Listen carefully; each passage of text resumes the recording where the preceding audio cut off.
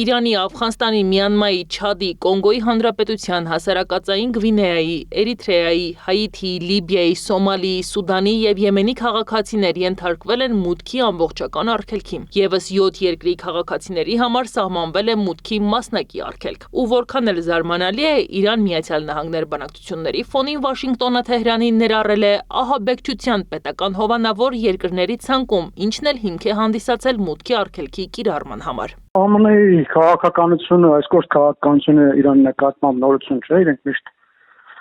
Իրանը համարել են չարիքի առանցքի մաս համարող երկիր, եւ Իրանի նկատմամբ ծանր պատժամիջոցները նորություն չեն, դա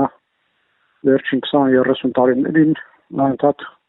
ուժգնացող քաղաքականություն է։ Իրականում, բայց դա որևէ ազդեցություն չի ունենալ միջուկային գործարքի վրա,